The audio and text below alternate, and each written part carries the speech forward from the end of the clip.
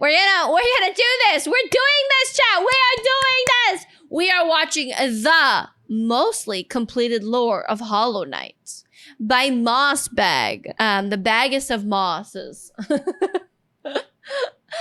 Hollow Knight lore. Don't worry, there is no Silksong spoilers in this video because it's 5 years old before Silksong even was announced. Oh, also spoiler warning. It contains spoiler of Hollow Knight. Please bear in mind before embarking on this journey. If you were to ask me, what is your favorite video game ever made? Ooh. I would have to say Cory in the House for the Nintendo DS. But Hollow Knight would be a close second. Hollow Knight was released on February 24th, 2017 by Team Cherry. 2017, an indie long game time studio ago. Based in the mythical land of Adelaide, South Australia. Yeah, I found out. They're Australian, so you know that every single bug in this game is venomous. Past 3 years, Hollow Knight has become an indie darling. The game has sold over 3.5 million copies. It was the opening game at ADGQ 2019. There's a Hollow Knight book, a line of plushies. I want them. T-shirts, nicotine patches, nuclear warheads. Oh, wow. Probably made by Boeing. Even vinyl records for all you goddamn hipsters. Team Cherry had one goal when making Hollow Knight. They wanted to create a world that allowed players to get completely lost in. Oh, did you guys see in the news, apparently after the success of Silksong and how it broke Steam and Nintendo eShop and PlayStation Store and all of that, the Australian government wants to invest more money into supporting small indie companies in Australia to help build better games. In exploration, we can see this desire in Hollow Knight's design. The levels in Hollow Knight are massive, with secrets and rewards hidden in every nook and cranny. Ayo, I didn't find that secret. Be that powerful charms, special abilities, or, the game's navigation system requires the player to work for their map, forcing them to make a stronger mental image of the world in their head. Christopher Larkin's score and Ari Gibson's artwork lend to this as well, creating an atmosphere that the player won't want to leave. Yeah, the music is so nice. But there's one aspect of Hollow Knight that keeps people like me coming back. The world building. See, for me, I didn't understand the world building. I mean, I like the aesthetic. When Super Metroid launched in 1994, it stood out for its amazing sense of immersion. Now, in 1994, I was busy not being alive, but I've watched enough YouTube video essays to know that this game was a big deal. In case you didn't know, Super Metroid is basically the granddaddy of all Metroidvanias. That's why they're called Metroidvanias. Now in Super Metroid, there are moments that give the player a sense of depth. The reason is because it's like the Metroid plus Castlevania, right? Those were the ones that made that kind of gameplay popular. Basically the feeling that this world exists outside of Samus's interactions with it. In the room right before that diabetic crocodile thing, Samus can find the... This game looks so scuffy though. My god, I don't think I could play it. I'd be so bad at it. Corpse of a random soldier. His inclusion here doesn't change the gameplay at all, but instead gives the player a sense of wonder about the world they are exploring. I love that. Who was this guy? Why was he here in the first place? Did he like jazz? Now, finding dead bodies and other random garbage is pretty cool, right? Well, Hollow Knight basically does the same thing, about a dozen times. Through its world building, Hollow Knight turns Hallownest into a living kingdom. You can sense the ancient history of the land when you look at dilapidated structures or giant barred doors. Nothing feels like it was put into the game randomly. There's a reason for it all. Except those reasons aren't the easiest to uncover. Oh! I didn't know about this secret bug caterpillar lore shit here. There's so much I missed, so I only ever beat the game 71% through. Hollow Knight's narrative is buried under layers of NPC dialogue, item descriptions, lore tablets, and even additional content like the Quarrel comic and Fangamer's Wanderer's Journal. Oh! These past 3 years have seen an insane amount of research by the Hollow Knight community to make sense of Team Cherry's sprawling world. Look We've at all even of made it that! to the point where people are looking at the in-game signs to try and decipher Hallownest's logographic language. In this video, I hope to give you a long and detailed look into the world of Hollow Knight, exploring Hallownest's history and uncertain future. When I'm not busy making surprisingly accurate Super Smash Bros. Roster speculation videos, or insightful podcasts about beloved subjects like the Donkey Kong Country television series, or whatever this was supposed to be, I'm usually making videos about Hollow Knight. And while I am a seasoned Hollow Knight lore expert, I cannot confirm that every musing or theory presented in this video is completely correct. I highly recommend checking out the lore section of the Hollow Knight wiki if you want a more neutral explanation of Hollow Knight's lore. But if you're too lazy to read, then I suggest you sit back, order some Domino's pizza, or just grab a block of cheese from the fridge. Chad, go get your block of cheese! Get your block of cheese! Get comfy! Get cozy with that cheese block! And enjoy the mostly complete lore of Hollow Knight. It's a simple fact of life that every human worships a god, be that technology, ideologies, or in rare cases, God. As it turns out, the bugs in Halnest pretty much operate in the same way. From the Mosskin born from the dream of a giant slug, to the emo kids of the ancient civilization who literally worship the darkness, there is no shortage of things to worship in the world of Hollow Knight. Our story begins with a creature very much worthy of worship. Oh shit, Chad, this video is so well edited. It's so well edited. I'm feeling immersed. I'm feeling so much immersion. Go get that peach tea. A creature born from the carcass of a worm. The carcass can still be found in the Kingdom's Edge, and it's our only good look at what worms actually looked like. At the time Hollow Knight occurs, it is suggested there are no worms left in the world. They were incredibly long creatures that featured little to no limbs. Another more mysterious property of worms was that they had some kind of prescience or foresight. Basically, they could see the future to some capacity. Worms seeing the future. How did I played this game, didn't I, chat? I don't remember the worms in the future seeing abilities. It isn't clear how effective this ability was. Considering how the entire race went extinct, this foresight ability must have been pretty shit. Getting back to this particular worm carcass, it is explained that this worm traveled across the distant mountains and wastelands beyond Hallownest. Once it arrived in Hallownest, the worm— Oh my god, it's connected to the Dune universe. Of course it is. Everything goes back to Dune. Everything goes back to Dune! Worm died. Except not really. Inside the maw of the carcass sits a pale broken egg, out of which hatched a new form of worm, a being of meager shell. This form of the worm is usually referred to as the Pale King, and he's the character basically responsible for everything that happens in Hollow Knight. The Pale King is a higher being, a type of creature that exists above all others. His body was said to shine with a radiant visage that harmed those who looked upon him. The ultimate goal of the Pale King seemed to be in line with that of other worms. A line from the cryptic Mr. Mushroom reads, "Worms pull bugs into their thrall, till ages pass and kingdoms fall." In other words, it's just in their nature. Dogs wag their tails, cats bury their shit, and worms bring massive amounts of bugs into their service in order to form long-standing kingdoms and civilizations. And here in a far corner of the world, the Pale King emerged from the corpse of his former self and began to build his eternal kingdom, Hallownest. There's this one slight problem. There's like people already living there. Yeah, you can't just take over an area that already has people. Also, wow, look at this map. It's so pretty. The area that would eventually become Hallownest was already filled with mantises, bees, moths, spiders, mushrooms, and bush cosplayers. Coffee! There's stickers on my coffee. Chat, there's stickers on my coffee. That's so cute. There's stickers on my coffee. Oh. Each of these groups were already operating with their own cultures and societies, and each group had a different interaction with the Pale King. One of the more receptive groups to the arrival of the Pale King were the mushrooms of the fungal wastes. These creatures were able to communicate with one another through one shared mind. Yeah, because they're all a hive mind. Remember we were talking about the mushrooms earlier? The mushrooms viewed this shared mind as a strength, and they were kind of smug dickheads about it. Ultimately, the mushrooms wearily accepted the Pale King's rule, viewing his foresight as a shield to the dangers of the future.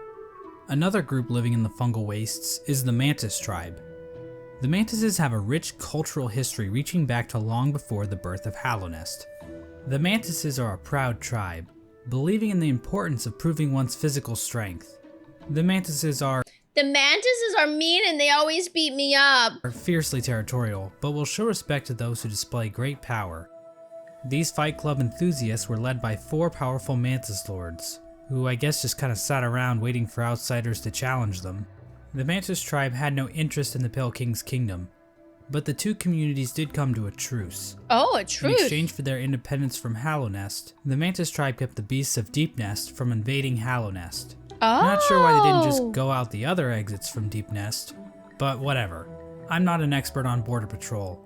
I don't work at ICE anymore. Let's move on to Deepnest.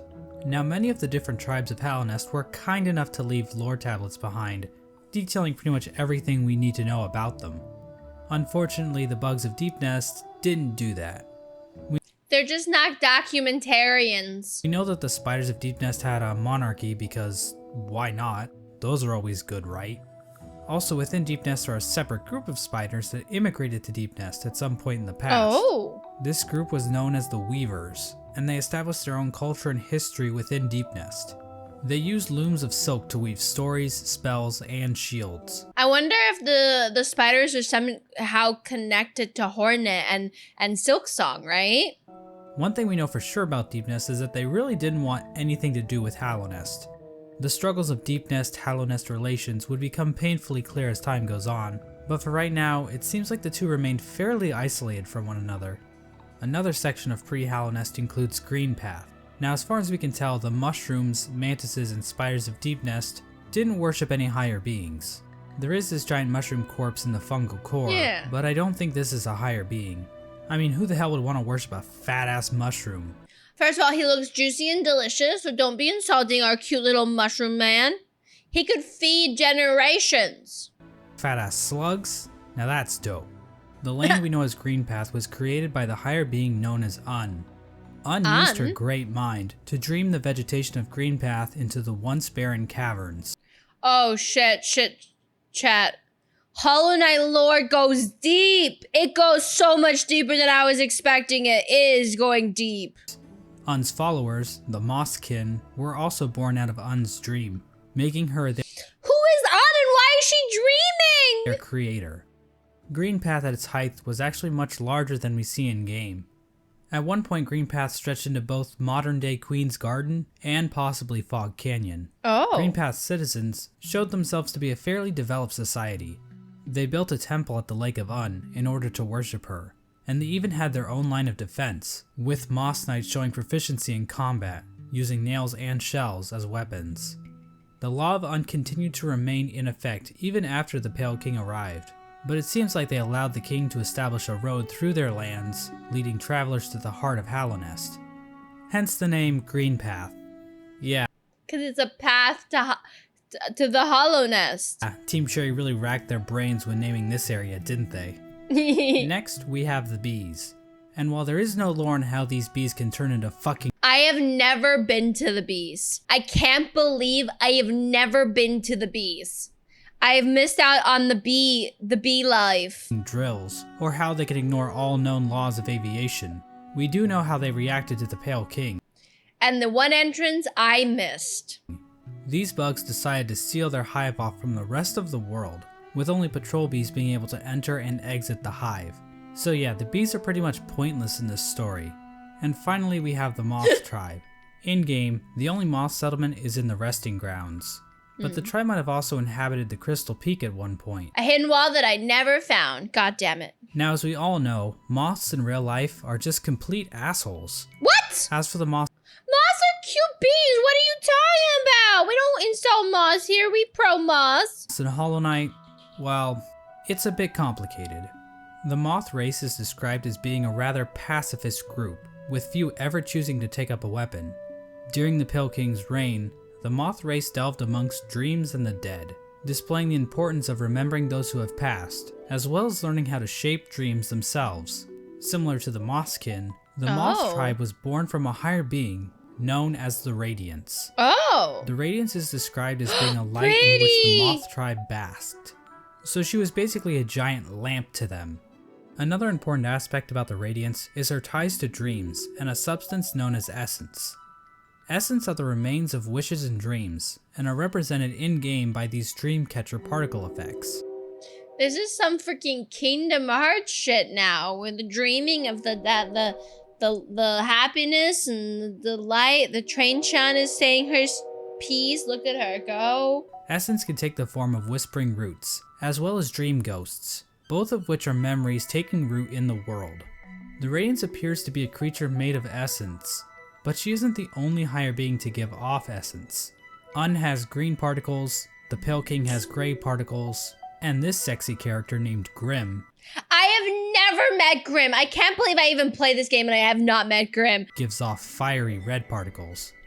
However, the Radiance appears to be the main god when it comes to dreams, Oh. even if other gods also dabble in the dream realm.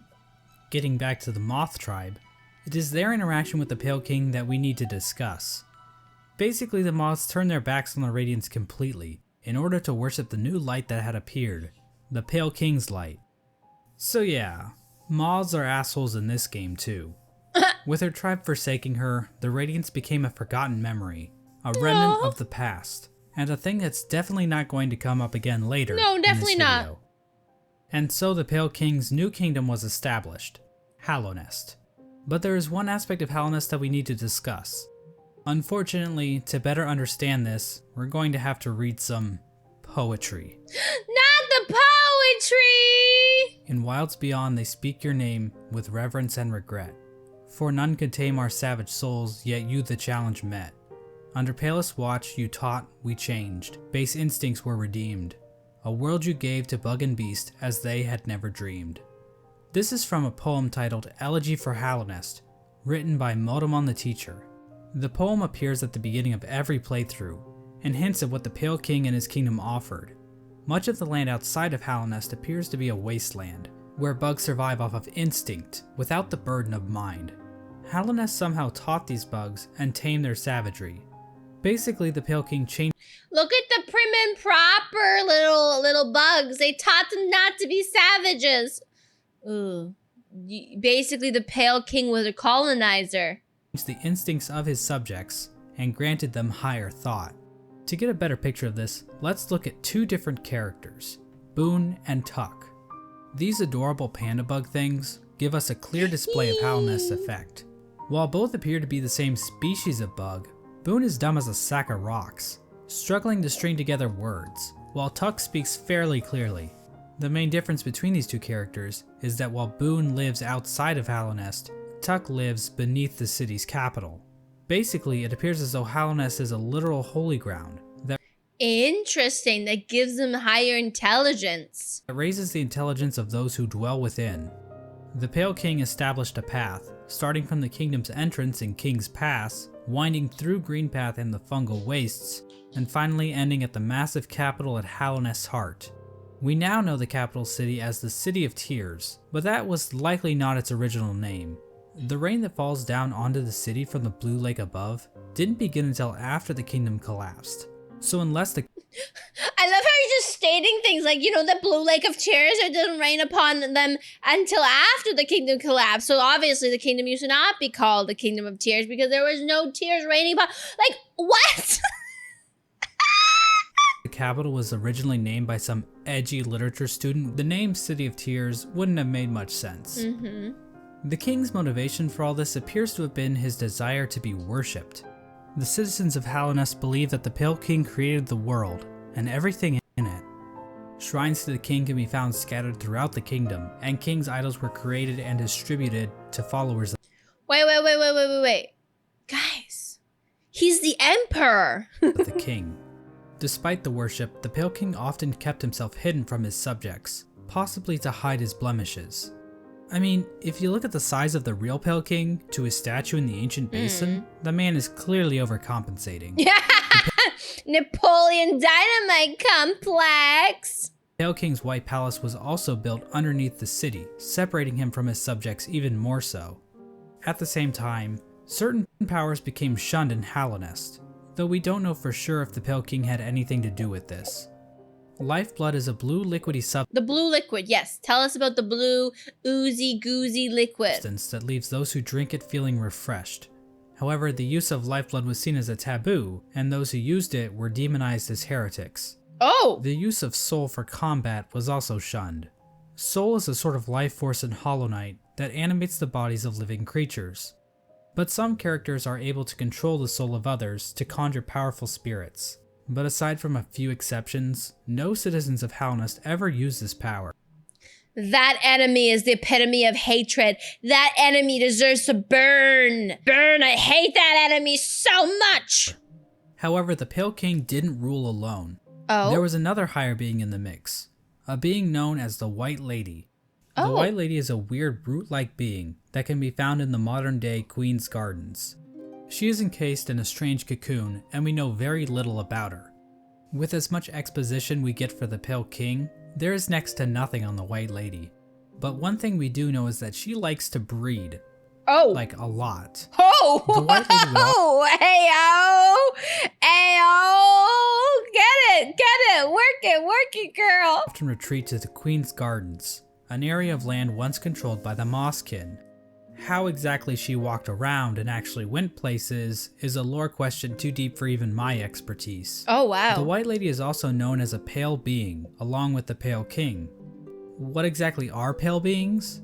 Well, we don't know for sure, but they seem to stand out even amongst higher beings. I wonder if Silksong is going to be answering any of these questions that never got answered. Hear me out, perhaps. Wow, holy shrimp. Is the pale lady, hear me out for you, chat? She likes breeding. As being even more powerful. I know that's a little confusing, so let's try using an example. I'd say that regular higher beings are like a TP-Link Archer C7 AC1750 wireless dual band That's gigabit so router, particular. while pale beings are like the Asus RT-AX88U Oh, wow. AX6000 dual band 8X gigabit Wi-Fi router. Under the Pale King, Halnest underwent a bit of an industrial revolution. Oh. He ordered the construction of the stagways, which were used to transport passengers and goods. The Forgotten Crossroads and the storerooms above the City of Tears were used to store goods that traveled along these stagways. The king also ordered the construction of the tramways, because literally no one is safe from the threat of automation. A tram was built between the Forgotten Crossroads and the resting grounds. A second tram was built from The tram system in this game is absolutely gorgeous. the Kingdom's Edge across the ancient basin over to Deep Nest. And then a third tram was started in Deep Nest and attempted to go further into Deep Nest. Not sure how useful that would have been to the bugs of Halnest, but whatever. The Pale King's a smart guy. I'm not gonna question him. But anyway, the Pale Shown here being dead. King's super smart plan to build a tram in Deep Nest ended up getting a few of his tram workers killed. The bugs of Deep Nest rejected the Pale King's attempt to build a tram in their territory, further cementing the poor relations shared between the two groups. Aside from convenient fast travel, regular pathways were also used to cart goods around the kingdom. From this was born probably one of the most important groups in Halnest, and perhaps even all of fiction. An elusive guild of bugs, simply known as the Menderbugs, took to maintaining the various signs scattered throughout Halnest. From the journal entry of one Menderbug, we can catch a glimpse into their ancient and unknowable minds. Oh my god, they're so cute! Dear, dear diary, isn't life just the most beautiful thing? Fixing signs, mending posts, let them break, I say. I'm a better mender for all that repairing. I sometimes doubt there's a single bug in all of Halnest happier than me. Another example of the Pale King's expanding infrastructure is the Crystal Peak. This area is filled with crystals that grow Yeah, you can see that they're harvesting crystals for something here. rapidly along walls, ceilings, and even the shells of certain bugs. These crystals were considered valuable to the bugs of Halnest, resulting in large-scale mining efforts. We don't actually see the crystals used anywhere else in Halnest, but they are said to contain a sort of energy. The crystals are also said to sing, if you listen very carefully.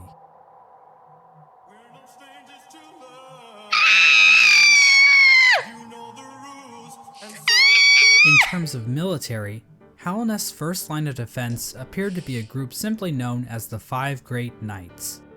The members of this esteemed coalition were Ogrim, Hegemol, Zamir, Drya, and Isma. I never wrote Dragmir and Isma, but I made Vigamore. I made the other ones. For being so important, most of the information about these knights has been lost to time. Olgrim is the knight we know the most about, since he is one of the few knights still alive during the events of the game. He's the poop guy! Olgrim The expressed a great Dunslinger! amount of loyalty towards the king, and he maybe had something going on with Isma, but we really don't know. Hagamol was known for his sense of humor and his soft-spoken voice, but at the same time, he was also dummy thick. Dummy thick! Ayo! Ayo! Ayo! Ayo! Ayo! Dummy thick! Dummy thick! Mysterious Samir arrived in Halnest from a serene land, bringing with her a collection of delicate flowers. I've been trying to do her flower quest on my second playthrough of Hollow Knight that I've been playing on my own free time, and it's very hard. It's very far. At some point, she also got into a relationship with a mantis. Oh! But not just any mantis, a daughter of one of the mantis lords. Ayo! So yeah, it seems like these great knights were slaying in more ways than one.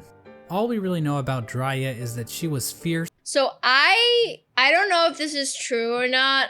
No spoilers for Silksong if it is. But I think Silksong is a prequel to this game. That's what I think it is, but I could be wrong. And I don't want answers if it is or isn't. So I'm wondering how it will connect. But let's continue. Fierce, caring, and wise. As for Isma, she was described as being kind. She also appears to be some sort of weird plant life form, but there's no information on where she's from or what her powers were. We do love a good plant queen. 5 Great Knights play an important role in the Champion's Call, the Knotted Grove, and the Battle of the Black Worm. We have no idea what these events were or how they affected Hallownest, but they sound cool nonetheless. During Hallownest's reign, there was another strange area that seemed to exist separate from the Pale King's rule. Carved out of the corpse of an ancient bug, an area called the Colosseum of Fools was constructed, and it was a destination for warriors from outside Hallownest. The Colosseum is so hard. The sole purpose for fighting in the Colosseum appeared to be simply for glory, with a mysterious figure known as the Lord Fool overseeing the combat. We don't know when the Colosseum was constructed or if the Pale King was involved, but one of his servants, the Pale Lurker, became a champion in the Colosseum, perhaps indicating the Pale King's approval. The Pale Lurker, what a name. And finally, there was the Royal Waterways, where the fecal excrement of the kingdom was washed out into the fungal wastes. This area saw the rise of a species of parasite-like creatures called the Flukes. The Flukes spawned from the Fluke Marm, a giant monster with cavities in which tinier Flukes live. The There really Flukes. isn't too much lore involved with the Flukes, but I do need to point out that the Fluke Marm is canonically a MILF. Oh, the Flukemar, alluring god of motherhood. Chat, smash her past the Flukemarm. Like, that's not She got a lot of holes. even debatable. The sky is blue, 2 + 2 = 4, and we all want to this thing. And so this was the kingdom of Hallownest at its height.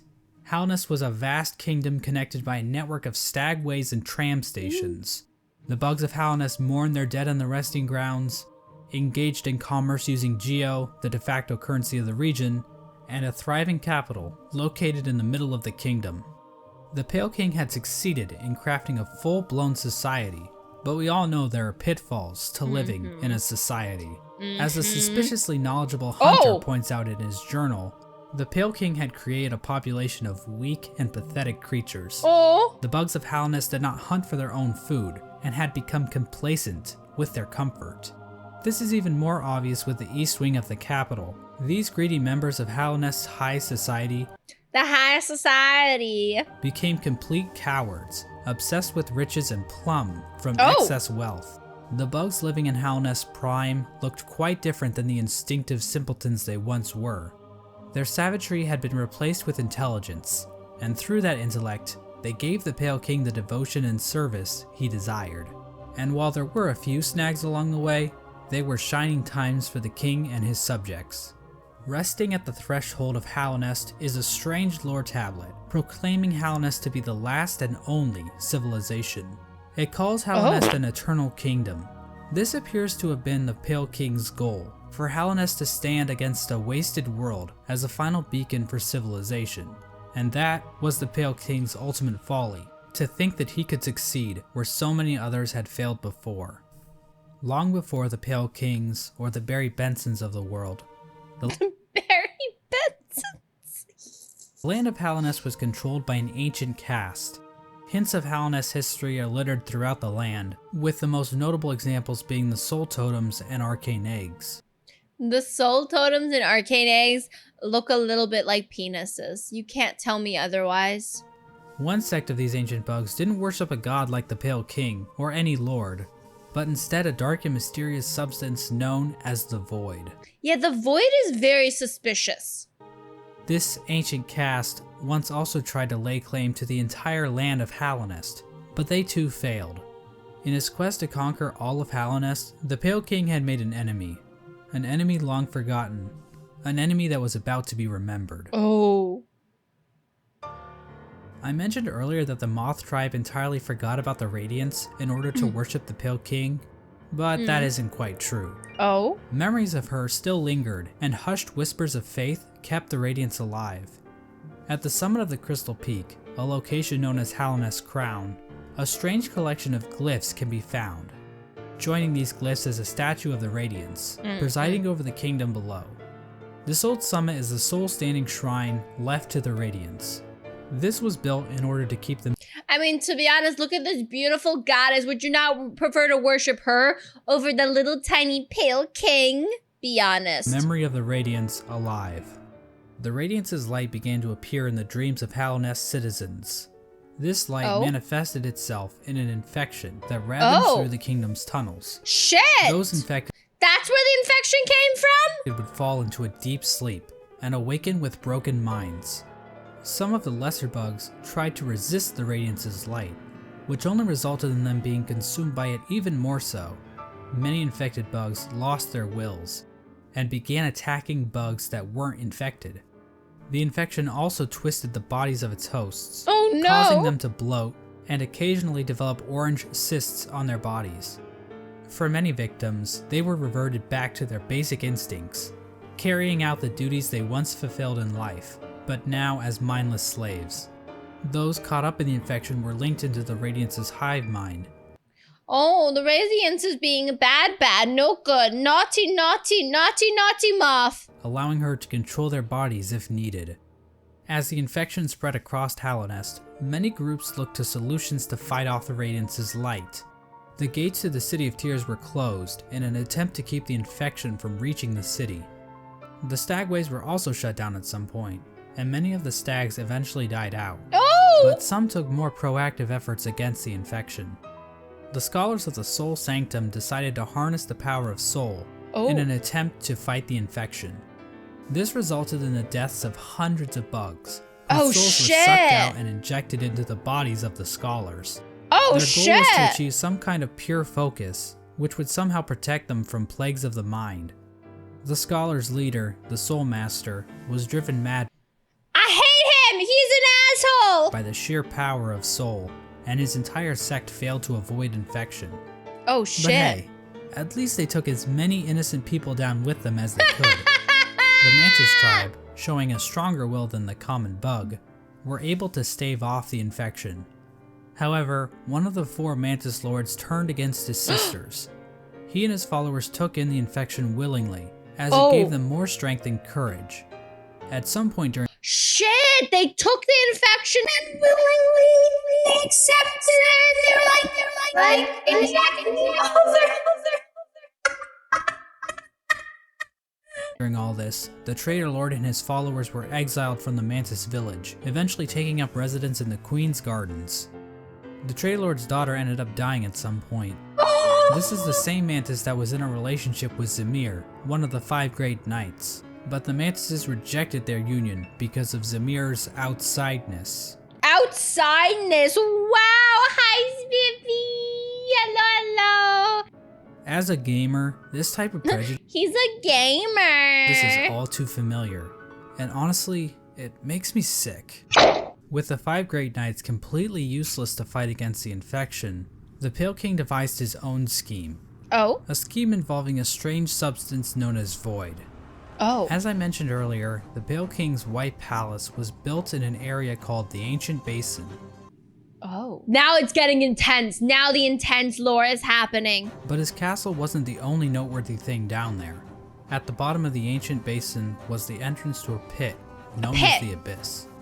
Within the Abyss was a lake composed of void. The Pale King realized that this void could be given form, as evidenced by an imprint of such deep within the Abyss, possibly left there by the ancient civilization that predated Hallownest. Who was the ancient civilization before? Were they just fucking heartlesses? We're back to Kingdom Hearts lore! The Pale King devised a workshop in his palace, where he placed void in armor shells imbued with soul, creating servants known as King's Molds and Wing Molds. These void creatures were somehow imprinted with the desire of the Pale King, so that they would serve him. It isn't clear when the Pale King started making these creatures. There is evidence to imply that even common bugs were aware of King's Molds. Oh. But the point is, the Pale King turned to the void in order to create another creature, one that he believed could contain the Radiance and her infection. He tried to create a pure vessel. The Radiance's infection needs its host to have a will and a mind in order to enslave it. A pure vessel would be a creature made of void designed to lack those features. The Pale King believed that by harnessing the void inside a pure vessel, he would be able to stop the infection and keep Hallownest lasting eternal. But his method for creating this so-called pure vessel was Oh my god, are we just a vessel? Is our little knight just a little vessel? I didn't know this! incredibly cruel. This is where the White Lady and her King Kong-sized libido come into play. Ew. These two higher beings engaged in a union of some kind, resulting in the creation of several eggs that were dropped down into the abyss. There, the void seeped into these eggs, corrupting the offspring of the Pale King and the White Lady. This act resulted in the creation of the vessels. The vessels are not technically considered to be alive. They are shells created from the Pale King and White Lady that have been filled with the void. Within each vessel is a shade, a completely void being hidden behind the face of the vessel. Vessels are also non-gendered, I guess because they're dead or something? I'm not sure if that's how that works, but whatever. I'm not an expert on these kinds of things. I don't work at ICE anymore. Thousands of vessels were created during this process. Oh my but god. only one was chosen as the pure vessel. Us! This particular vessel, chosen by the Pale King, was deemed the Hollow Knight, and was taken away to the White Palace. But I want to take a bit of a closer look at this part of the story. There are a number of questions and theories surrounding this moment that I really want to dig into.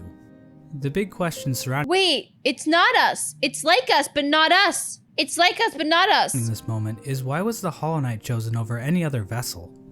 One common theory is that the Pale King took these vessels back to the White Palace and evaluated them. I've never been to the White Palace. This looks horrible. I need to go. I need to play the rest of it. Complete the game. Using his giant collection of buzzsaws. This theory is probably the least likely explanation. It kinda exists just to explain the buzzsaws, which is quite the mystery, I'll admit. That looks f***ing painful. What the f*** is this? What the f***? I'm gonna have to censor all these out. But my god, what the fuck is this? This is horrible. But doesn't really mesh with the vessels very well. How does being good at Super Meat Boy prove that you are a worthy vessel? And while thinking about logistics in a game about magic bugs is never a good idea, how exactly did the Pale King transfer these thousands of vessels to his palace without characters like the Dung Defender finding out? Yeah. So this means that the Pale King probably made his decision without taking any of the vessels out of the abyss. Hey, it's me. I'm the editor. It's me. I edit my own videos. Future Cammy, I'm sorry. So how did the Pale King make his evaluation? I think the best explanation comes from a theory I originally heard from a user named Golden Flower Fan. Ooh. Basically, the vessels were hatched down at the bottom of the abyss, and the first one to make it to the top was chosen by the Pale King. In memory of this event, we see vessels falling from above back down into the pit of the abyss. Perhaps these vessels weren't being cast down into the abyss, but fell while trying to escape out of it. The lore tablet outside the abyss appears to support this theory. It reads, "Our pure vessel has ascended. Beyond lies only the refuse and regret of its creation. we shall enter that place no longer. This tablet was likely written right after the Hollow Knight was chosen, considering that is when the entrance to the abyss was sealed off. The tablet proclaims that the pure vessel has ascended, or in other words, climbed out of the abyss. And while cut content should never be considered canon, I would just like to point out that an earlier version of this tablet, found in the game's code, was even more explicit about this. It read, "From below, our pure vessel has ascended." Oh, wait, Hollow Knight is our brother then? Yes, Hollow Knight is our brother. We were all born from our breeder mother and our pale king father, who then braid us and into the abyss where we merge with the darkness. And so, yeah, Hollow Knight is our brother or sister because we have no gender, because gender doesn't exist when you're just a little shadow. But how does making it to the top of the abyss first prove that the Hollow Knight is somehow a perfectly hollow vessel? Yeah. Well, I think this whole concept might just be a misconception. Oh? What if the Hollow Knight wasn't any different from the other vessels? All the vessels were made in the exact same way after all. The idea that the Hollow Knight was somehow more hollow than the other vessels comes from the fact that there were so many vessels created in the first place. If they only needed one, then why create so goddamn many? Yeah. I mean, this is like... Chat, can you spot Waldo? Do you spot Waldo? I spot Waldo. Octomom on steroids. Oh. Well, these are bugs we're talking about, so it would make sense that multiple offspring would come from one egg. Yeah, that's normal and it bug might have been a behavior. precaution to produce multiple vessels in hopes that at least one would be able to successfully escape the abyss. Now, another explanation could be that the Pale King just yeeted other vessels that made it to the top first, after determining that they weren't hollow, which would better explain why so many were created. Ultimately, the exact details aren't super important, but I do find it interesting how many different interpretations can be pulled from this part of the lore. After the Hollow Knight was chosen, the Pale King sealed the doorway to the abyss, leaving the discarded vessels to rot away in darkness. These actions were not taken lightly by the Pale King or the White Lady. Both participants expressed shame in what they did, but saw no other option to save the kingdom. But the vessels weren't the only poor saps sealed away in the abyss. There's also a lighthouse that was built on top of a naturally formed Maybe all your failures and deaths are down there? They are. spire, its light shining down on an ocean of abyss below. Inside was one of the Pale King's royal retainers, who was left in charge of keeping the lighthouse turned on. So this brave soul was willingly sealed in a dark and dangerous tomb for the rest of his life, just so he could not pull a lever. Well, at least he was living with purpose. What with a the weird abyss life. sealed and the Hollow Knight chosen, the Pale King's plan was beginning to come together. The Hollow Knight was raised and trained to prime form, causing it to grow several times its original size. It got all don't big know and exactly chunky. why this happened, but I guess the Hollow Knight is just a grower and not a shower. Ooh, We know that the ayo. Hollow Knight was trained to use a nail, but why was this even necessary? One possible explanation is that the Hollow Knight needed to protect itself in case an intruder tried to kill it. You know, like the player. Or perhaps this was important in the process of containing the radiance. Unfortunately, the details of that are never fully explained. The Hollow Knight might have somehow focused the radiance inside itself, but Team Cherry gives us no explanation of how that might have worked. This looks like a terrible boss, chat. Why would you fight this? Look at this. But that still wasn't enough for the Pale King. Additional seals were needed in order to protect the Hollow Knight's physical body while the radiance was trapped inside of it. To achieve this, the Pale King sought the help of 3 particular bugs, who would later be known as the Dreamers: Lurian the Watcher, Motomon the Teacher, It got 4 phases? Meine Güte. and Hera the Beast. Lurian is definitely the most mysterious of the 3 Dreamers. He lived in the Watcher's Spire in the City of Tears. From there, Lurian watched over the city with his telescope. Lurian was a pretty big fan of the king, so it probably took little convincing for him to lie down for him. Lying down for the king, ayo, ayo. He's a perv. Lurian might also be tied to another strange incident that occurred in the City of Tears. Hidden on some of Lurian's lore tablets are images of jars, the same jars that can be found stockpiled in the Tower of Love. This building sits on the outskirts of the city, and is the setting of one of the most bizarre bosses in the game, the Collector. The Collector is a void construct that appears to have been made from the same mold used to create the King's molds. But the Collector is unique because, well, I did fight the Collector. I do remember fighting the Collector in my first playthrough. Good grief, he's naked! He nudie! The Collector stayed in the Tower of Love with a noble bug who likely owned the establishment. In the tower, a number of bugs can be found captured in jars, implying that these two were tasked with collecting these creatures. However, the Collector somehow became obsessed with grubs, creating a map to keep track of grubs it captured in jars, as well as keeping a strange shrine displaying a grub in the style of the Vitruvian Man. Yeah, why is he so obsessed with grubs? What a weirdo. Eventually, the bug staying with the Collector decided to lock it inside the Tower of Love, and fled to the Queen's Gardens, where it died, likely due to overexposure to the void. Despite being locked up in the tower, the Collector is still spotted by the Hunter at some point, which either means this only happened recently, or the Hunter has been farting around in Hallownest for a long ass time. We have no idea what these creatures were trying to do.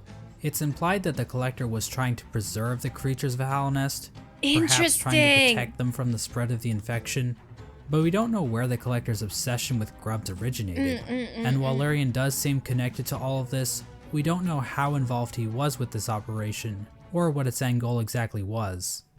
Motomon the teacher lived in the Teacher's Archives, a library built atop a lake of acid in the Fog Canyon. The lower half of her body consists of tentacles, making her a popular subject for the thriving Hollow Knight R34 community. Oh no!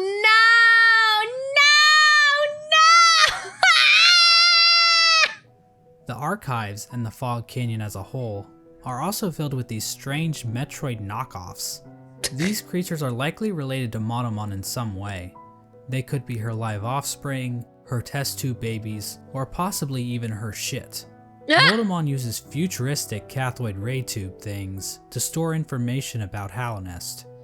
It's just her poopies. Her poopies are very destructive. Several terminals in the Teacher's Archive go into detail about the Pale King's plan to defeat the Radiants, indicating that Motomon had intimate knowledge of what she was taking part in. Finally, the Pale King sought the help of Hera the Beast, the Queen of Deepnest. Now, as I mentioned earlier, relations between Hallownest and Deepnest were kinda not great. Unlike the other two dreamers, Hera needed to be convinced in order to help the Pale King. Hera would eventually agree to become a dreamer, in exchange for a child. The Pale King agreed, and the two engaged in a dalliance. Wait, they had... Which is a fancy way of saying they totally boned. The White Lady was okay with this arrangement. In fact, she might have been watching from the closet. The motive behind Hera's request is never elaborated on, but it appears as though the King of Deepnest was dead at this point. Hera was a common bug, so perhaps she desired the Pale King's pale seed so that her child could be of high birth. The bargain between Hera and the Pale King resulted in the birth of Hornet. Wait, what? What? She became known as the gendered child, because unlike the Pale King's other children, Hornet was not hollowed out by the abyss. What? Hera and Hornet spent little time together, as Hera had to make good on her end of the bargain. And so the three dreamers were put to rest. What? The Hornet is, well, our half-sister. Same father, different mother. Yeah, she used to be called the princess in the original, like, Silksong, like, summary and stuff like that. They called her princess, but then they switched it to huntress because she's so badass. But she's still a princess. But what? Through their actions, a seal was placed over the black egg, prohibiting entrance into the chamber. These dreamers also had their own protection. At the base of Lurian's spire, the Watcher Knights guarded access to their master's body. The worst boss in the history of Hollow Knight so far. Motomon's body was protected by a giant jellyfish named Umu. On top of this, Motomon entrusted her servant Quirrell with a mask which would be required to break an additional seal she had placed over herself. I love this little guy. He's so nice. So she basically is double wrapping herself. As for Hera, we're not really sure what protected her, since it is never actually seen in-game. We don't know where this creature is hiding, but whoever it is, they really suck at their job. Now there appears to be one more element to the Pale King's plan, involving the Weavers. Oh? Hidden away in the Weaver's den is an incomplete seal of binding, woven from silk. Oh? This design prominently features the Hollow Knight's head, and can be found in the White Palace, as well as blocking the exit during the Hollow Knight fight. Silk spools created by the Weavers can be found in the Stag Station in Deep Nest, as well as the Stag Station next to the White Palace. These spools can also be found in the Pale King's workshop. We know that the Weavers were closely tied to Hera and Hornet, so their actions might have been a part of the deal between the Pale King and Hera. Once the Hollow Knight was ready, the Radiance was somehow channeled into the vessel, which was then placed inside of a giant black egg located in the Forgotten Crossroads. This egg was built to sustain the Hollow Knight, and I do know that because you have I don't know why the Hollow Knight was egged, but basically you have to get the 3 masks, then you can go fight him. itself appears to be fashioned from void. The Hollow Knight was chained up, and the entrance to the black egg was locked behind a powerful seal created by the 3 Dreamers.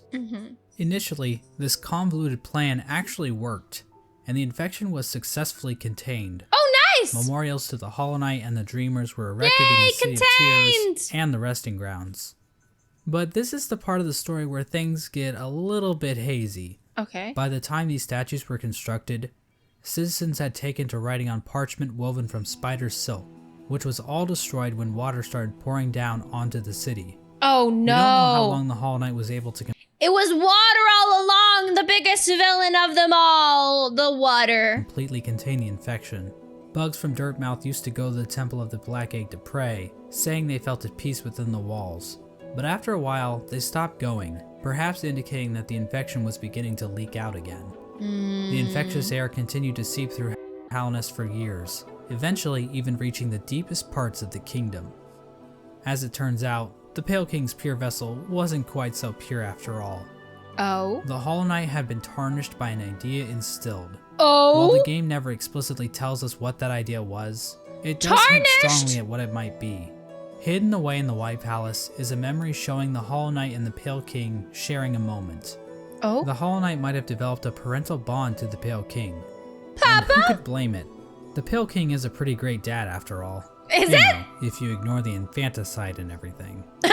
Remember those smug mushroom dickheads? Well, it turns out their trust in the Pale King was a complete mistake. Of course That it was. shared mind isn't looking too good now, is it? In the fungal core, the corpse of a giant mushroom lies dormant.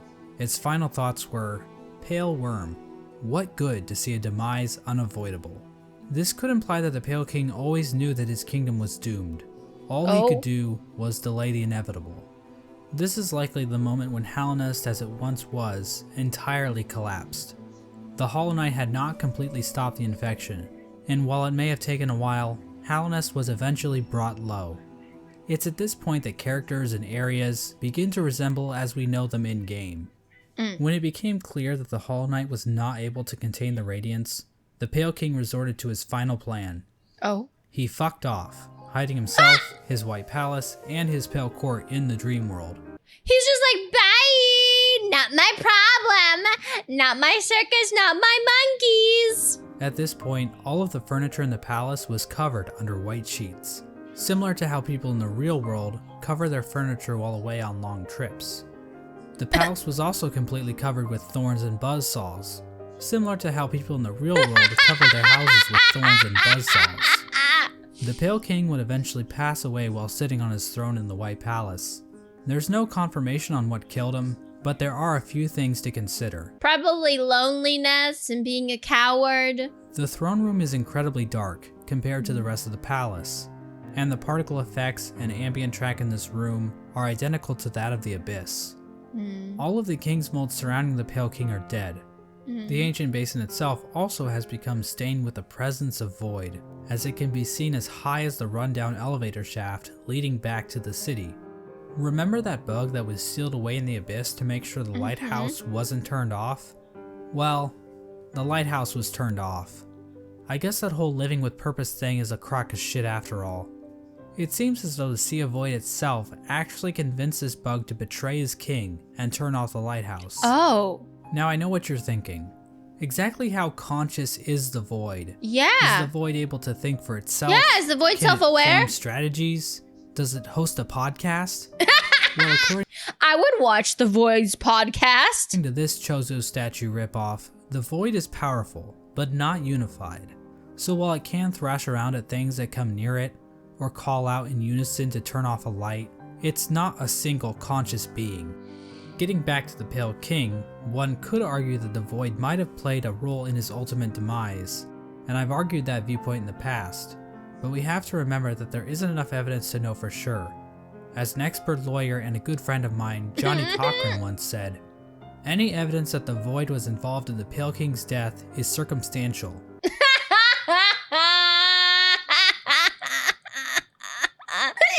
this quote? My name is Johnny Cochran. Just above the White Palace, the bugs in the City of Tears weren't faring much better. Even if we ignore the fact that the infection was still around, there were other issues that helped lead to the city's downfall. Oh. Due to the gates being sealed, Oh. some bugs resorted to cannibalism in order to avoid starvation. And there's also that metric fuckton of corpses lining the walls of the Soul Sanctum. When all was said and done, the only citizen left standing is Eternal Emelita, who just laughs her ass off about it like she's a fucking Dark Souls character. The White Lady I mean, this is a Dark Souls-esque game. ends up in a cocoon deep within the Queen's gardens. She decided to place bindings on herself in order to keep her from spreading her seed. She wanted to stop breathing. We want Uwu voice? We can do Uwu voice. Yeah, we can do Uwu voice. Hello? Uwu, oh my gosh. She claims that this is because of the shame she feels in helping the Pale King create the vessels. She feels shame for the breathing. But honestly, it's probably just her kink. The White Lady also diminished her power, possibly as a way to keep herself hidden from unwanted visitors. Outside her cocoon, Drya stood guard, protecting her queen from the violent traitor mantises. Drya is eventually killed off by these bugs, Oh, which no. is actually pretty pathetic if you think about it. Oh no. I mean, we're talking like the Netgear WPN824N N150 wireless router pathetic. Oh, Speaking no. of great knights dying pathetically, let's move on to Hegemel. Hegemel held the city crest, a key used to open one of the gates to the City of Tears. At some point, Hegemel's armor shell was stolen by a maggot. Now, maggots were generally looked down upon and forced They're to so do menial labor. cute. They were incredibly weak, and basically deserved all of the discrimination they got. Oh, But this one maggot decided to turn the tide, so he stole Hegemel's shell so that he could Oh. defend his downtrodden brothers. oh my His actions weren't god. motivated by the infection, but instead was the result of how hierarchical caste systems will always lead to revolution from the working class, and that true freedom can only be achieved blah blah blah, capitalism is bad, subscribe to my Patreon. Ogre Facts though. moved to the Royal Waterways and started living in shit, changing his name to Dung Defender. Dung Now, I Defender. love wallowing in shit as much as the next guy, but you'd have to really love shit to put up with living with the flukes. The Dung Oh. Defender kept an unwavering sense of duty and loyalty to the king, and love for his fellow knights. So much so that he made shit statues Oh, of he them. made shit How statues. nice. Ogrim acted as the defender of the pipeways, as well as Isma's Grove. A section of the Royal Waterways became filled with acid, and in the middle of it all rests Isma's corpse, which has been overcome by plant life.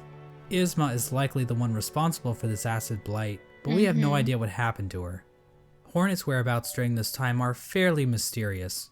We know that she Yeah. departed Deep Nest and didn't return until the events of the game. At some point, she took to guarding Halnest from intruding warriors, as well as the cast-off shell in the Kingdom's Edge. Despite the Kingdom's woes at large, fortunately this fate did not befall one of the fandom's favorite characters. Oh. The Menderbugs continued to fix the broken signs and wayposts of Halnest. From a diary entry, we can see that one Menderbug in particular had found himself on the precipice of a long and loving relationship. Oh, he found love. Hello again, Diary. Not long now until the next Minder Bash. For us stealthy types, Oh. we're a riotous bunch when we get together, and Minderberry kept flashing me that smile. It might be time to muster my courage and act on it. I love my home and my life, but sharing it with another? Why, that'd be the berry on top. Greenpath also underwent some changes during this time. The Mosskin were waiting for Un's call, which would bring them back into the dream they were originally born from. But for some reason, Un's strength deteriorated. We don't know why this happened exactly. Why did Anne get weak? Was it due to the White Lady claiming part of her kingdom?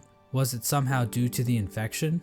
Some Mosskin believe that Un went into hiding, but it appears as though Un is, in fact, calling to her children. But many of the Mosskin are unable to hear her call. Instead, many Mosskin seem to have taken the Radiance's infection into their leaves, which might explain why Greenpath became overgrown with vegetation despite Un's deteriorating powers. Mossy vagabonds even openly chose to forsake Un and worship the Radiance. Another tribe to be screwed over by Not the worshipping of the Radiance! the Radiance is the Hive, which fell to the infection after the death of their leader, Hive Queen Vespa. But it appears as though this had little effect on their civilization. The Radiance's hive mind was already familiar to the bees, since the hive probably operated under something similar already. So in other words, the hive probably made out the best in this whole situation. Look at the fluffy bees! Look at them, they're so cute! Let's turn our attention back to the moths. After all, it's their god that keeps killing everybody. Well, the moth tribe didn't fare too well, actually, as pretty much the entire tribe died out. Oh, the shit. only known survivor is the seer. Despite the loss of her tribe, the seer continued to tend to the graves in the resting grounds, while also waiting the arrival of the wielder, a mysterious being that her tribe has dreamt of for a while. In the Kingdom's Edge, the land became covered in ash molting off of the worm's decomposing corpse. Oh, wow. The Colosseum of Fools continued to thrive. The Lord Fool passed away at some point, but nobody really seems to notice or even care. Nobody The cares! fools inside the Colosseum were infected, but still seem to have maintained control over themselves. It seems possible that these bugs took in the infection willingly, similar to the Traitor Lord and his followers. Yeah, so they can become stronger. This would have given them an edge in combat, similar to using steroids, but without the whole shrinking testicles thing.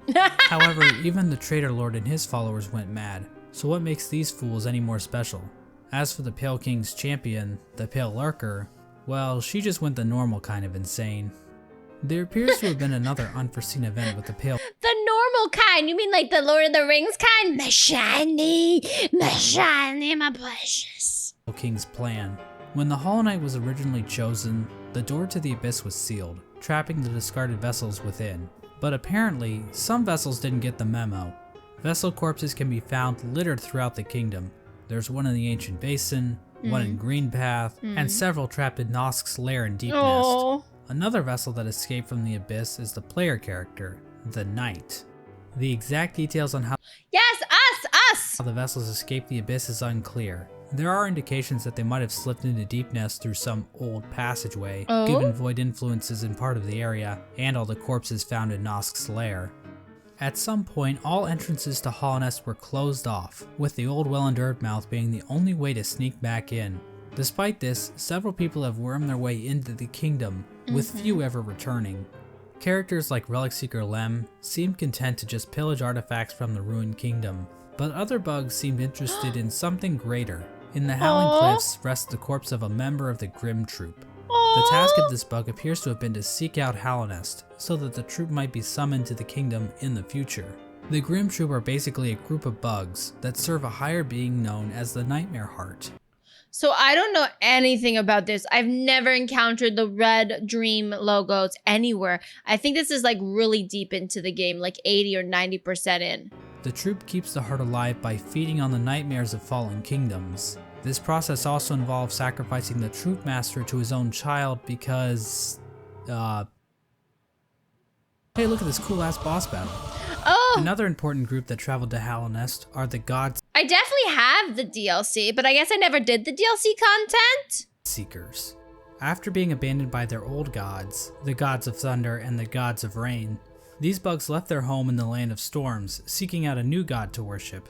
The God Seekers looked to gods to save them from their own silent mind. While traveling through the wastelands, the God Seekers constructed devices called God Tuners, which helped them seek out new gods. Oh. Through this device, they were able to detect the lingering power of the Pale King and find their way to Hollow Nest. When they arrived, however, the Godseeker was forced into hibernation. She was encased in a strange sarcophagus-like cocoon, which was itself chained up with a lock. It's not clear how this forced hibernation worked. Oh, I never opened that lock. I never did. I couldn't find any more simple keys. Seeing as the cocoon appears to have been made by the Godseeker herself. As for who put the cocoon in chains, I think the most likely candidate is the Dung Defender. That makes sense. Considering how the Godseeker's cocoon is found in the junk pit in the waterways, an area the Dung Defender has tasked himself with protecting. This was the general picture of Hallownest after the Hollow Knight was sealed inside the Temple of the Black Egg. The kingdom was stuck in a kind of stasis, with the Pale King civilization destroyed and the Radiants unable to break free from her chains. The Pale King was rebelling against nature, trying to keep his work standing indefinitely. The stasis over Hallownest held for an age. How long is that exactly? Well, we have no idea. As I'm sure you've noticed, there really isn't a timeline for anything that happens in this game. Yeah, timeline is weird. Timeline is weird. We also have no idea how long any of these bugs can actually live. Elderbug wasn't around to see the Stagways open, but we know several other characters were, implying that Elderbug is probably one of the youngest characters in the whole game. Elderbug is secretly low-key a young little whippersnapper. But this stasis over Hallownest wasn't going to last forever. At some point, the Radiance erupted out of the Hollow Knight, cracking its shell, and releasing a loud and powerful roar. The amount of infection leaking out of the Hollow Knight became even greater. The many corpses that lined the roads and cities of the kingdom sprang to life with the amplified power of the infection. This strengthened infection prompted the departure of the Weavers back to their old home. Now this old home might actually be Farloom, the kingdom in which Hollow Knight Silksong takes place. But the amount of knowledge we have about Silksong right now is pathetic. Silksong! So I'm not saying that's confirmed or anything. This is also around the time that Quirrell arrives back in Hallownest. His memory of Motomon appears to have been clouded due to his time outside of Hallownest. These events are depicted in the Quirrell prequel comic, which also shows an image of the Hollow Knight with a pre-cracked shell. Ooh. This could mean that Quirrell's arrival happens roughly the same time the Hollow Knight's shell cracks. At around the same time Quirrell arrives in Hallownest, we also see the arrival of the player character, who is commonly referred to as the Knight. The Knight was one of the lucky vessels that was able to make its way out of the abyss. Somehow the Knight ended up venturing beyond Hallownest and into the wilds beyond. It's implied that the Knight was called to Hallownest by either the sealed Hollow Knight or the Radiants within. Regardless, once the Knight shows up and yeets itself off this cliff, the actual game of Hollow Knight finally begins. We have now got to the actual game part. Yay! That was all pre-game lore. Now we're at game lore. Now, there's a lot of details we could get into. Hallownest is full of NPCs and bosses, each with their own stories to tell. But to be honest, I don't think we need to go through all of them, since their stories are relatively straightforward. For example, let's look at the Brooding Moloch. So why is the Brooding Moloch brooding? Why is he because brooding? all its friends are dead. Oh yeah, that makes sense. And there you go. That's the lore for the Brooding Moloch. Also, it's the only character in the game with a visible asshole. Oh. Now, did you really need me to explain that to you? I love how that's what he noticed. Probably not. So instead, I'm just going to talk about the interactions relating to Hollow Knight's main story. The Knight is eventually noticed by Hornet, who lures it deep into Greenpath. There, Hornet attempts to kill the Knight, claiming that she knows what it would try to do. Yeah. At this point, Hornet views the Knight as being too weak. After the fight, Hornet can be found in the City of Tears, next to the statue of the Hollow Knight. Hornet mentions that the Knight has gained a resilience, due to the time it spent in the because it's getting stronger. void beyond Hallownest. This could be referring to the fact that some of those who leave Hallownest lose their memories, meaning the Knight would have no memories of its own tragic conception. Hornet tells the Knight that if it seeks to continue the stasis that keeps Hallownest standing, it must seek the Graven Ash, which is referring to the Kingdom's Edge. At this moment, Hornet sees the Knight as a possible replacement for the Hollow Knight. Basically, the Knight could break the seals that keep the Hollow Knight locked away, defeat the Hollow Knight, and contain the infection itself. It's at this point that I should mention that Hollow Knight actually has 5 different endings. I don't remember which one I got. I love how there's the random Zelda ending. Because of course it would. I'm going to be explaining each of these endings in this video, as they each give us a different glimpse into the mechanics of Hollow Knight's world. Now, to get the easiest ending, Yeah, probably ending 1, this one here. To Hollow Knight. Hornet's instructions to go to the Kingdom's Edge can be ignored completely. Oh? If the knight stumbles upon the resting grounds, the 3 dreamers will appear and cast the knight into the dream realm. There, Seer will come to the knight's rescue and grant it the Dream Nail, a special blade that can tear the veil between the real world and the dream world. With the Dream Nail, the knight can venture to the resting places of the 3 dreamers, curb stomp their asses, and unlock the entrance to the Black Egg. I think that's what Inside I did. the egg, the knight finds the Hollow Knight chained up, silently watching over it.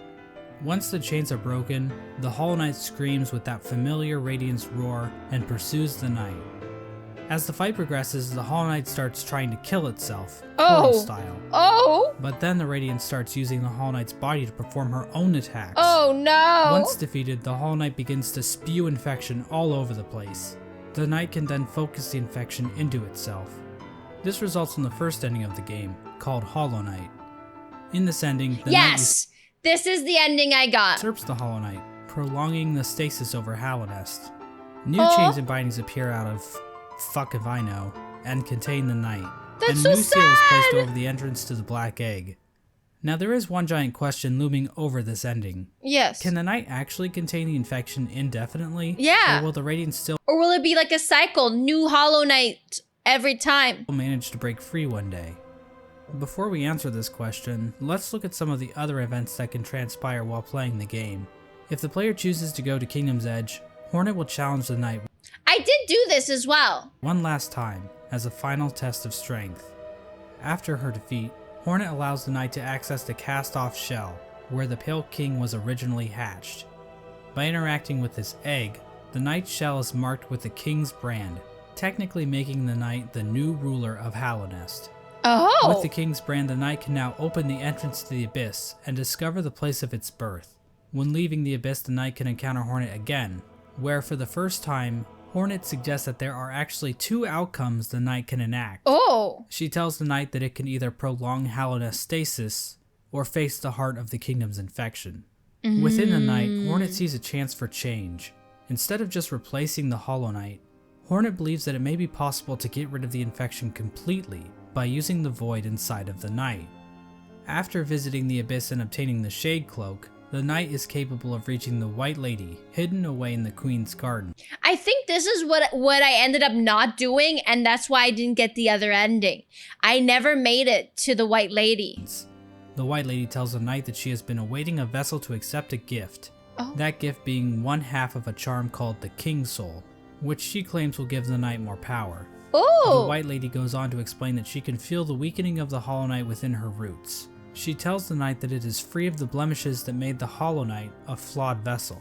Oh. From this dialogue, He has no. Our character has no daddy issues. it is implied that the knight truly is a pure vessel, capable of containing the radiance successfully. But it's not quite that simple, so we're gonna have to dig a bit deeper into this.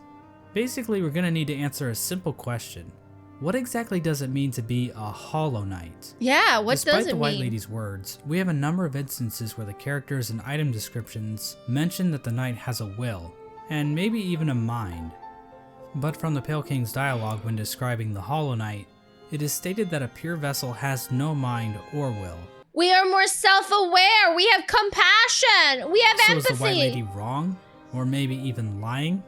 Her eyes have been clouded by time, and she can be tricked into thinking that Ogrim is in the room when the knight is wearing the Defender's Crest charm. Oh. She also thinks that Dryia is still alive, which, She's a little loony. She's a little loony. so maybe the White Lady is just senile. My problem with that theory is that the White Lady states that the vessels stand out to her clearly in a misted world, due to them being her spawn.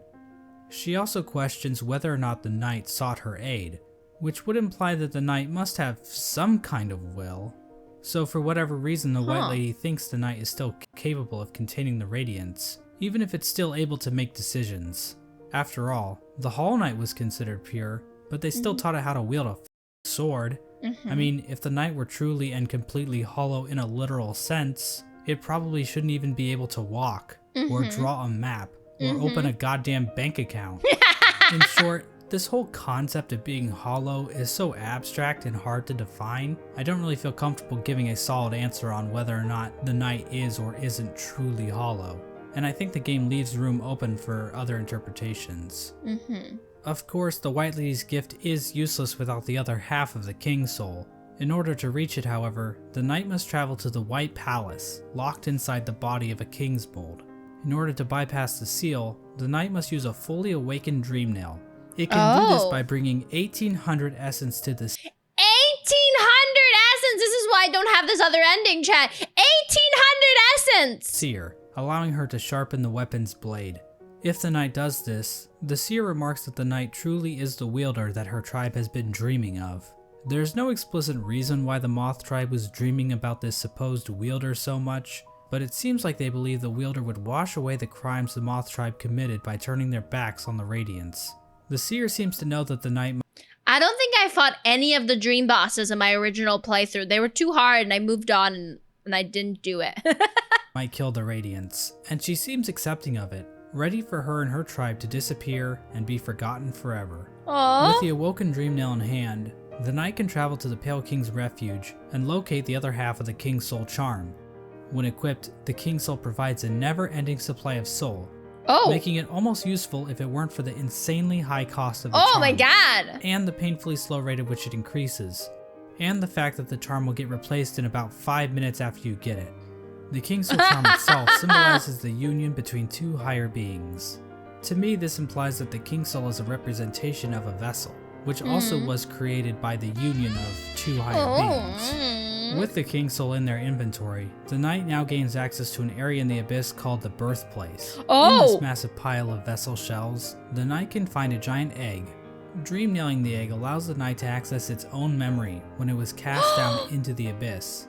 From viewing that memory, the King's Soul charm is replaced with the Void Heart charm.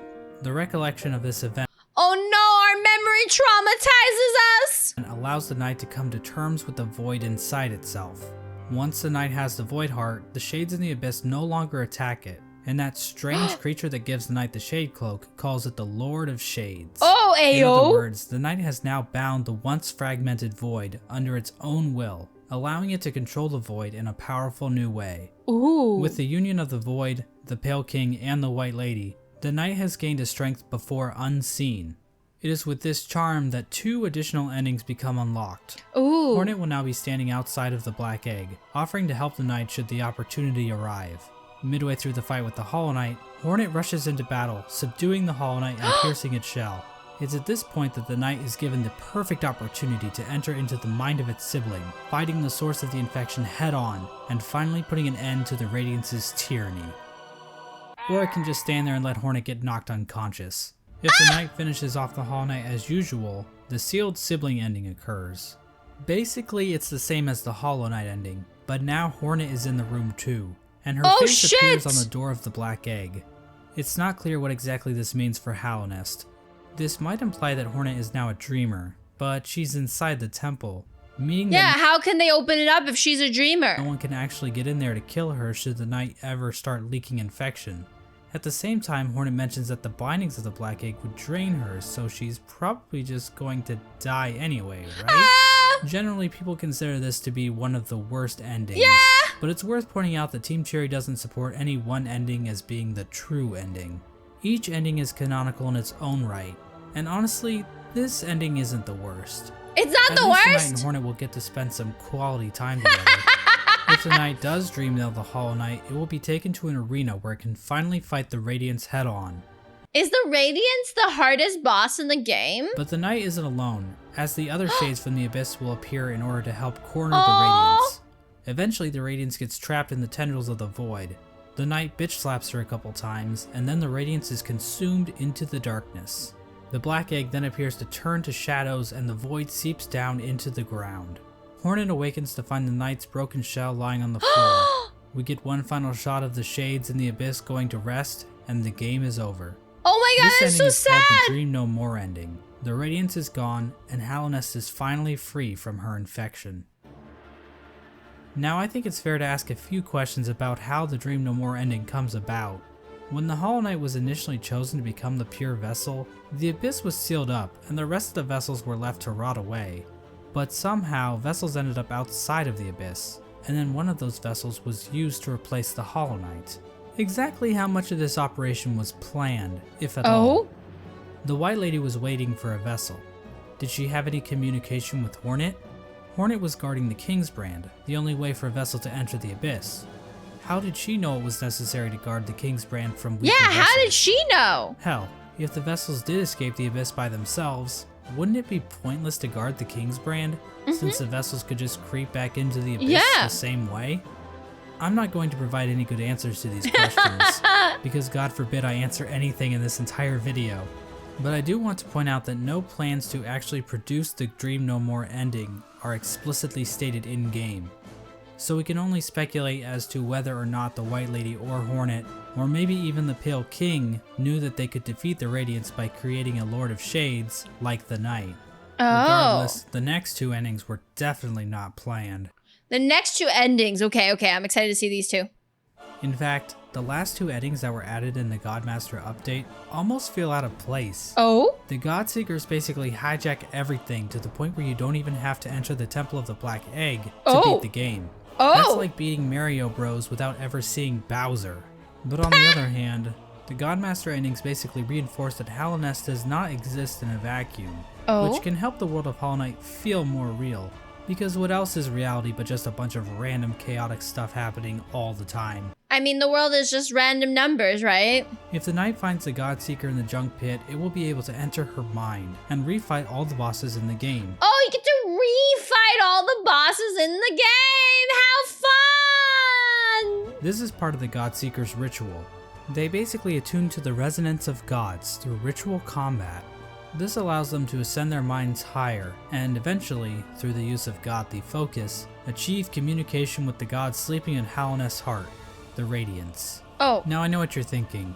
That's a pretty convoluted little religious practice they have going on here. What's next? Are they gonna start measuring the Knight's Theon levels? Yeah. It's pretty complicated, but the point is, these Godseekers have some serious capabilities to fuck things up in Hallownest, as we're about to see. As the Knight makes it further and further through the four Pantheons, the Godseekers get closer and closer to making contact with the Radiance, locked away inside the Hollow Knight.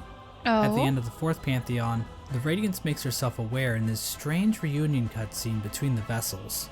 But she isn't the only one to make an appearance. The Void itself appears to go on the attack, rising up to meet the Radiance's call. It's at this point that the final challenge, the Pantheon of Hallownest, becomes available. The Godseeker finally acknowledges the Knight as being more than just a simple cringer, and they begin More than just a simple cringer! Oh my god. to watch the Knight more intently. After defeating like a bazillion bosses in the final Pantheon, the Knight finally comes face to face with the Absolute Radiance, a stronger, more enhanced version of the game's final boss. Oh, fun! Finally, the stage is set. After roughly 40 minutes of intense agony and tedious boss battles, the Knight has finally reached the ultimate enemy, responsible for the destruction of Hallownest. I haven't even gotten this far in. Truly, this will be a battle for the ages. But first, let's check in on our old pal Menerbug. As it turns out, he's still alive when the Knight arrives in Hallownest, and he's still fulfilling his duty after all this time. Let's take one last look at his diary. My lovely diary. Someone's gone and broke my favorite sign. No! Right there at the top of the crossroads.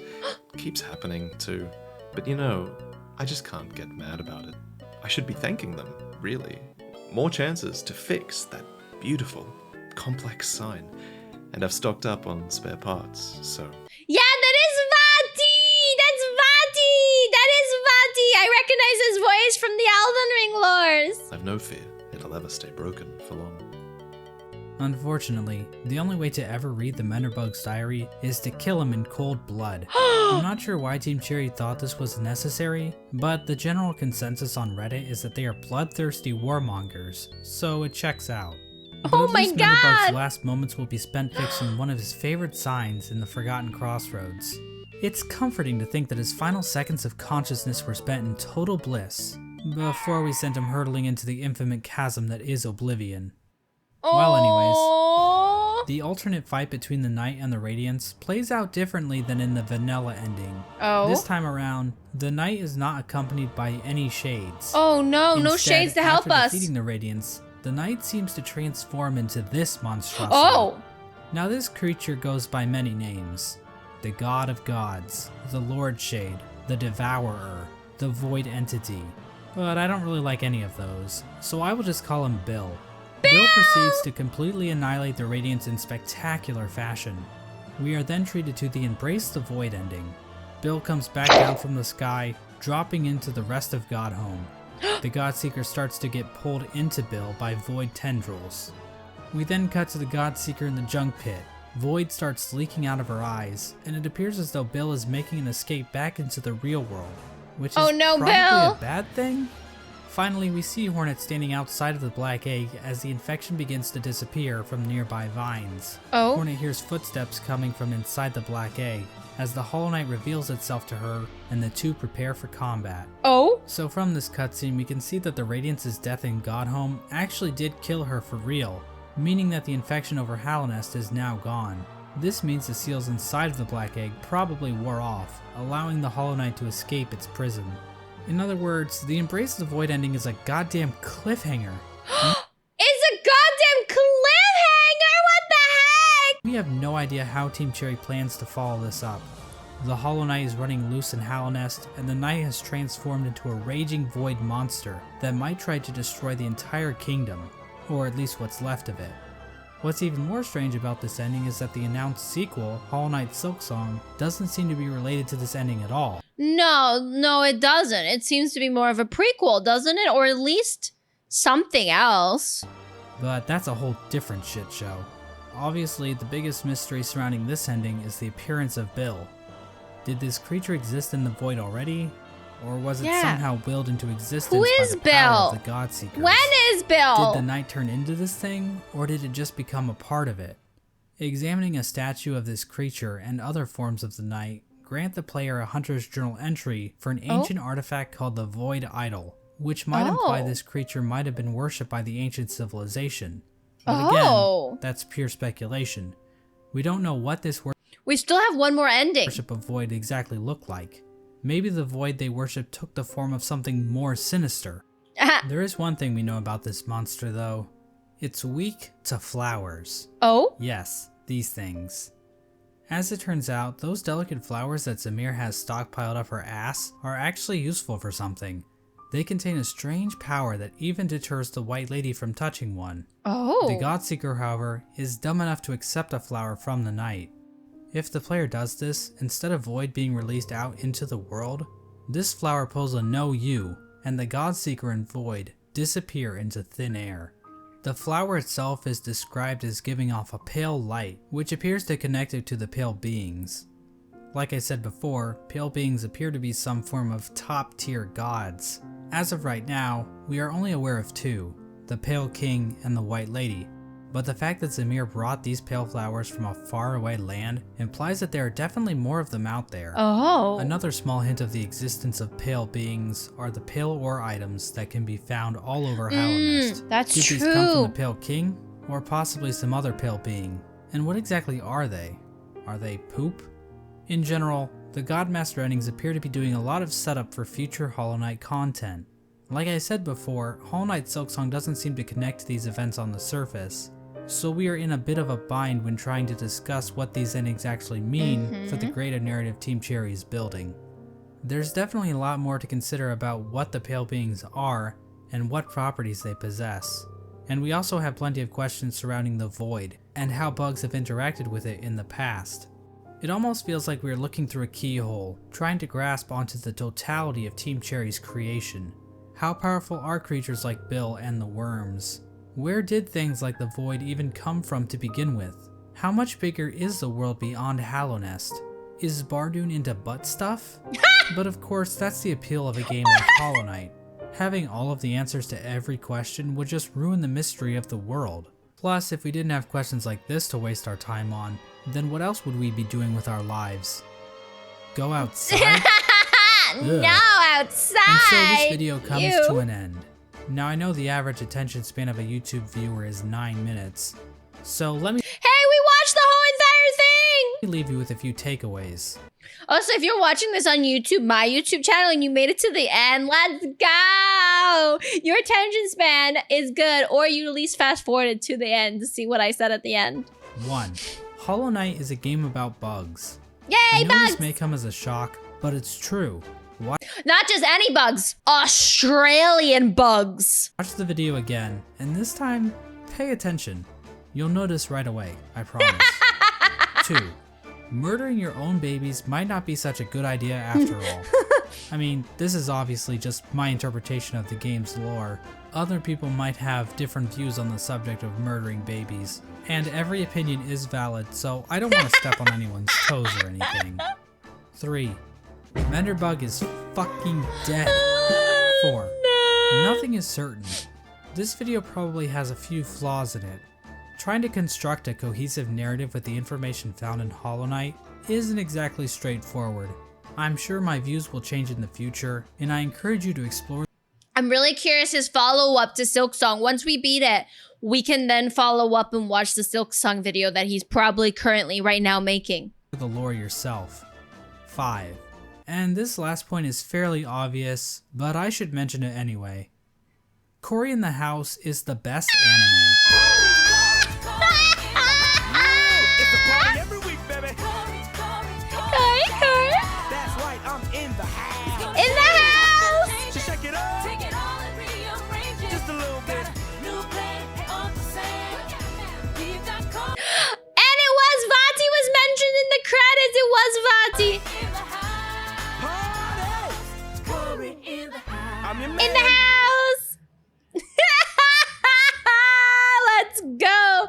Cory was in the house. This is... Did we even learn anything? I want to say yes. Yes, we did. We did learn something. And I give it a thumbs up. I give it a thumbs up.